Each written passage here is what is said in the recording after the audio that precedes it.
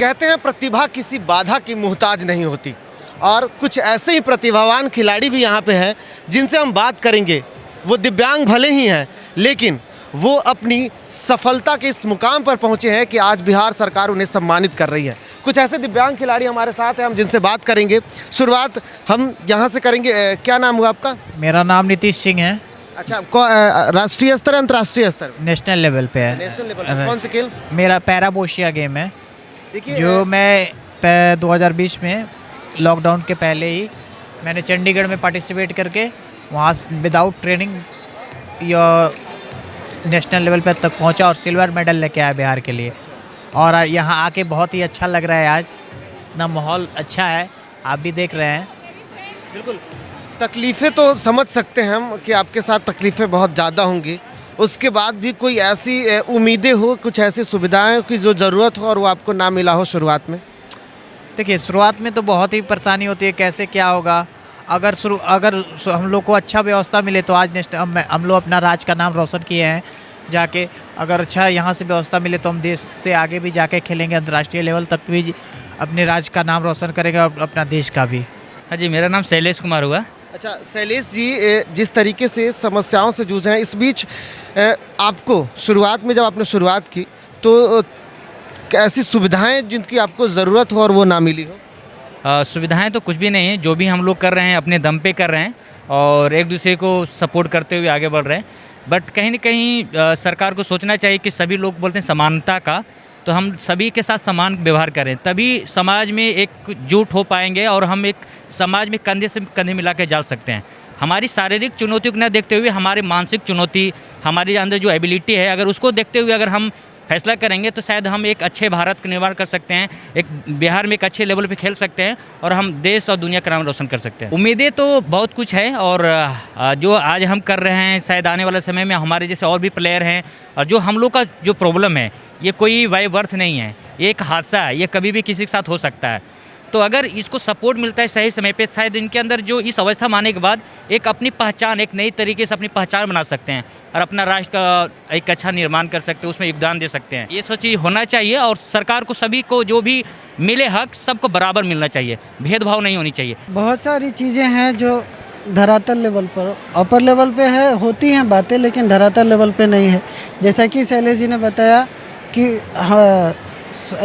शौचालय जो है वो सुलभ नहीं है, हम उसमें जा नहीं सकते हैं, हमको गोदी में उठा के लेके जाना पड़ता है। तो चैलेंज बहुत सारी चीज़ें हैं, फिर भी उस सभी चीज़ों को दरकिनार करके हम आगे बढ़ने का कोशिश कर रहे हैं और बिना किसी सुविधा के जो भी हम लोग कर रहे हैं अपने दम पे, अगर सरकार की अगर हमें कोई सुविधा मिलती है, शायद हम इससे और अच्छा कर सकते हैं। और हम केवल हमारे लिए नहीं, हमारे साथ जो अन्य लोग जुड़े हैं उनको भी बहुत कुछ आगे फ़ायदा मिल सकता है और वो भी ज़्यादा से ज़्यादा जनसंख्या में लोग आ सकते हैं। जैसा कि हम अपने शरीर के कुछ अंगों से दिव्यांग हुए हैं, दिमाग से नहीं। दिमागी तौर पे हमारा सब कुछ वैसा ही है जो पहले था, तो हमारी अंदर एबिलिटी है। उस एबिलिटी को अगर गवर्नमेंट, सरकार थोड़ी सपोर्ट करती है, शायद हम और अच्छा करके बेहतर समाज और बेहतर राज्य का। और नीरज जी, कितना चैलेंजिंग है आगे बढ़ना? हम लोग का यही चैलेंजिंग है कि इंटरनेशनल खेल लें, सबसे ज़्यादा यही हम लोग का चैलेंजिंग है, इंटरनेशनल खेलें, अपने घर से पूरा मेहनत करें, जितना हो सके ऑनलाइन हम लोग प्रैक्टिस किए और ये सब देखते हुए। ऑनलाइन कितना संभव हो पाया प्रैक्टिस कर पाया? जितना हो सके हम लोग से उससे ज़्यादा किए, ऑनलाइन भी प्रैक्टिस। क्या लग रहा है आगे बढ़ना कितना मुश्किल होगा? आगे बढ़ना तो देखिए, अगर हम लोग के लिए हर जगह एक्सेसिबल मिले तो हम लोग के लिए मुश्किल कुछ भी नहीं है, लेकिन एक्सेसिबल नहीं होता तो थोड़ा मुश्किल का सामना करना पड़ता है। लेकिन हम उस मुश्किल में अपने तरफ से पूरे डट के काम कर रहे हैं और आगे बढ़ने की पूरी कोशिश कर रहे हैं अपने तरफ से। चैलेंज स्वीकार करने को तैयार है ना? यस, तैयार हैं। और जहाँ तक हम लोग बहुत कुछ करते हैं, व्हीलचेयर मैराथन भी करते हैं, व्हीलचेयर बास्केटबॉल, नेशनल प्लेयर है और रग्बी भी है। तो अगर जो हम लोगों को गवर्नमेंट और सोसाइटी सपोर्ट करती है तो हम लोग और भी बेहतर कर सकते हैं, इंटरनेशनल लेवल तक बिहार के लिए और इंडिया के लिए नाम रोशन कर सकते हैं।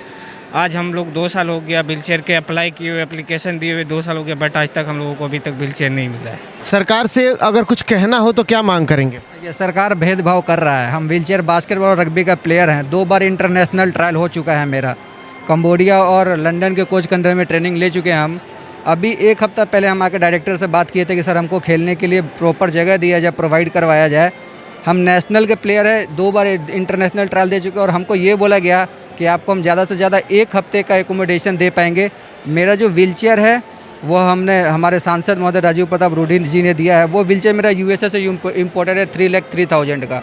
हमने उनको बोला भी कि सर अगर हम नॉर्मल ग्राउंड पे अगर हम प्रैक्टिस करते हैं तो एक साल में हमारा 25,000 का सिर्फ व्हील चेंज करना पड़ेगा हम लोग को, कैस्ट्रल व्हील और उसके बाद में रेयर व्हील सारी चीज़ें। लेकिन वही बोला गया कि आपको हम लोग अलाउ नहीं कर सकते हैं। तो ये एक बहुत बड़ा प्रॉब्लम है कि आपके वहाँ से अगर आपके क्षेत्र से अगर कोई प्लेयर जाता है, जब हम नेशनल खेलने के बाद इंटरनेशनल ट्रायल्स के लिए जाते हैं, वहाँ पे हम दूसरे स्टेट्स के प्लेयर्स के साथ मिलते हैं, उनके साथ प्रैक्टिस करते हैं, तो हम ये चीज़ें देखते हैं कि हमारे पास कुछ फैसिलिटीज़ नहीं है, बहुत ज़्यादा फैसिलिटीज़ नहीं चाहिए हमको, खाना के लिए नहीं चाहिए, ये चीज़ सिर्फ एक प्रॉपर जगह चाहिए जहाँ से कि हम अपने आप को और बेहतर ले जा सकें। 3 साल से हम बास्केटबॉल खेल रहे हैं और पिछले 2 साल से इंटरनेशनल ट्रायल दे रहे हैं और एक बहुत कम मार्जिन के लिए मेरा इंटरनेशनल रह जा रहा। तो ये चीज़ें सोचना पड़ेगा, सरकार को भी सोचना पड़ेगा। बिल्कुल, मतलब कहना है, साफ तौर पे इन खिलाड़ियों का कहना है कि इनके पास जो दिव्यांगता जैसी समस्याएं हैं, ये समस्याएं इन्हें परेशान तो करती है, लेकिन ये दिमाग से नहीं, सिर्फ एक शरीर के एक अंग से ये दिव्यांग है, लेकिन अब भी इनका मनोबल टूटा नहीं है और ये लगातार खेल में कुछ बेहतर करना चाहते हैं। लेकिन इनके साथ या तो सरकार भेदभाव जो कर रही है वो ना करे और इनको जो सुविधाएं हैं वो मुहैया कराया जा सके।